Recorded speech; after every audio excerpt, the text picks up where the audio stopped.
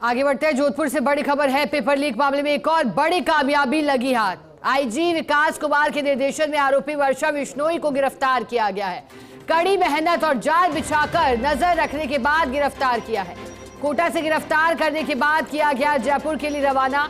कुछ देर बाद आरोपी वर्षा बिश्नोई को लेकर जयपुर पहुंचेगी स्पेशल टीम।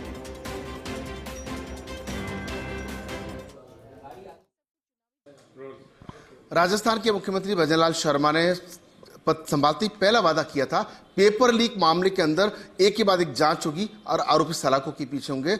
जी हां, इस पूरे मामले में राजस्थान पुलिस ने छक्का लगा दिया है। छठी आरोपी के रूप में वर्षा बिश्नोई को कोटा से गिरफ्तार किया गया है। उससे भी ज्यादा चौंकाने वाली बात है कि इंसान को एक सरकारी नौकरी मिल जाए। खुद स्कूल लेक्चरर थी, फिर भी इस पूरे मामले के अंदर एक सूत्रधार के रूप में जब सामने आई है, उसके आईजी विकास कुमार के नेतृत्व की जो टीम है कोटा से गिरफ्तार किया है। पेइंग गेस्ट बनकर के वहां रह रही थी, लेकिन जिस तरीके से एक के बाद एक आरोपी सामने आए हैं, उसे समझा जा सकता सरकार ने जो कहा है वो पुलिस टीम ने करके दिखाया। पुलिस महानिदेशक उत्कल रंजन साहू बराबर मॉनिटरिंग करते रहे और आईजी विकास कुमार ने रात को सोए न दिन को चैन, पूरी टीम के साथ में जिस तरीके से कामयाबी हाथ लगी सबके सामने। कितनी बड़ी छठी कार्रवाई के लिए कितनी खुशी?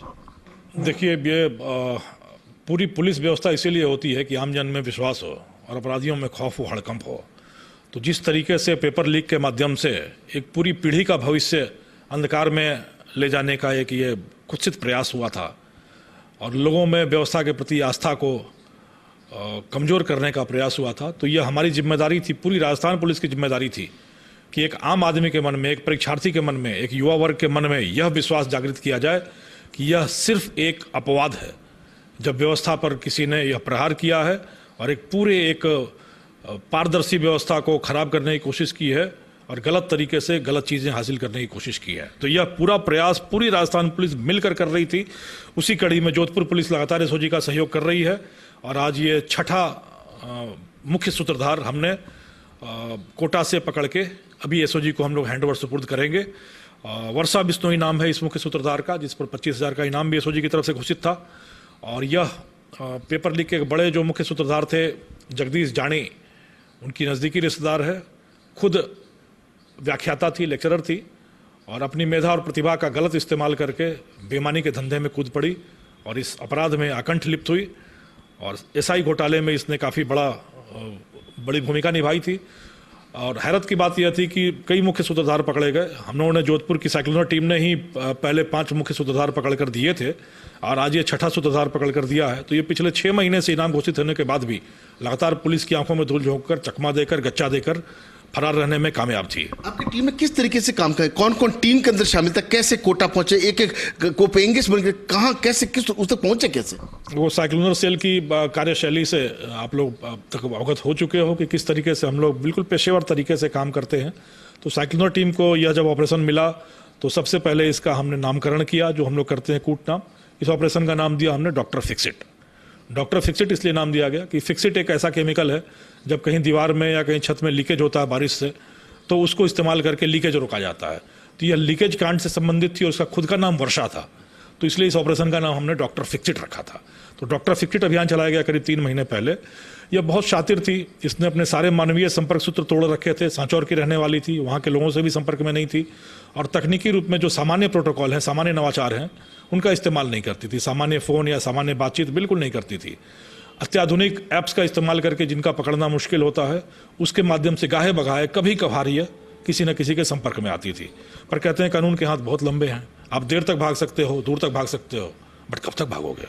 हम तो भगाने के लिए ही हैं। तो पीछा करते करते यह सांचौर में रही, जोधपुर में रही, जयपुर में रही और फाइनली इसको लगा कि सबसे मुफीद जगह ये है, चूँकि देखने में ये एक बिल्कुल स्टूडेंट की तरह दिखती है।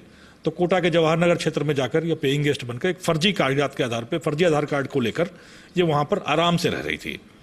हमारी टीम को तकनीकी रूप से डेवलप करके कुछ मानवीय आधार पर यह सूचना मिल गई कि ये कोटा के इस क्षेत्र में रहती है, पर उस ठिकाने तक पहुँचना बड़ा मुश्किल था। तो कई दिनों तक टीम वहाँ के लोकल ढाबों पे, पान की दुकानों पर, चौराहों पर लगातार रेकी करती रही, बैठी रही घंटों, बट इसकी झलक नहीं मिली। फिर हम लोग ने वहाँ लोकल लेवल पे स्कूटी लिया, हमारी टीम ने स्कूटी लेकर सारे कोचिंग्स के बाहर, सारे बड़े हॉस्टल्स के सामने पेइंग गेस्ट का सारा लगातार चेक करते रहे, नहीं मिला। अंतिम स्तर पर आज हमने वहाँ पे इंटेलिजेंस के अफसर बनकर हम लोगों ने पेइंग गेस्ट की चेकिंग का अभियान चलाया। तो एक रिटायर्ड बैंक मैनेजर के घर पर ये किसी दूसरे नाम से फर्जी आधार कार्ड देकर दूसरा नाम बनाकर वहाँ पर रह रही थी। तो वहाँ पर हमारी टीम फिर फाइनली इस चेकिंग अभियान के नाम पर वहाँ पहुँची।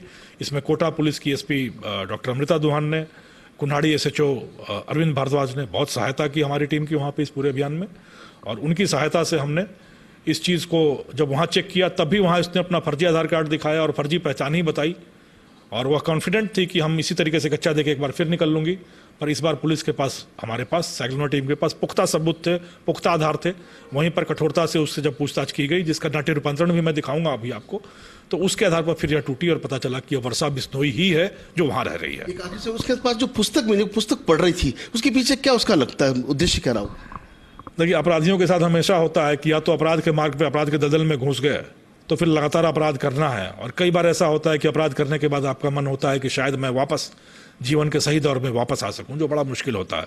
आपको ध्यान होगा जब सम्मी बिश्नोई पकड़ी गई थी तो अभी वृंदावन की कुछ गलियों में सन्यासन बनती घूम रही थी, पुजारन बनती घूम रही थी। शायद उसके मन में भी यह फीलिंग आई थी। और यह लड़की वर्षा बिश्नोई अभी the basics of human nature, यह किताब पढ़ रही थी कि आदमी के मन में लोभ, पाप, लालच कैसे पैदा होता है, इसको कैसे रोका जाए, समाज में अपनी शरीफ की छवि कैसे बनाई जाए, शराफत के क्या क्या सूत्र होते हैं मानव स्वभाव के। इन चीज़ों पर गहन अध्ययन कर रही थी वहाँ बैठकर कोटा में कि शायद मैं समाज में अब दूसरा मुखौटा लगाकर जा सकूँ, एक शरीफ बनकर जा सकूँ और शरीफ के रूप में फिर से अपना जीवन स्थापित कर सकूँ।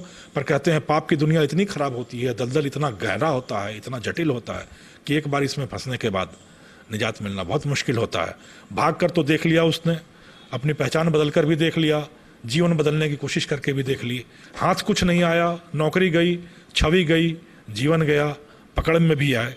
पर इस पूरी कवायद में राजस्थान पुलिस की एकजुटता सामने आती है और युवा वर्ग के प्रति यह आश्वस्ति का भाव हम सामने लाते हैं कि कोई भी एक आदमी कुछ गड़बड़ कर सकता है, एक बार गड़बड़ कर सकता है, पर पूरी व्यवस्था को रैंसम पर लेने का, फिरौती पर लेने का किसी को ना कोई अधिकार है, ना किसी को यह दुस्साहस कर सकने की चेष्टा करनी चाहिए। तो आप देख सकते हैं कि बुरे काम का बुरा नतीजा और अब पछतावत क्या होता है जब चिड़िया चुग गई खेत।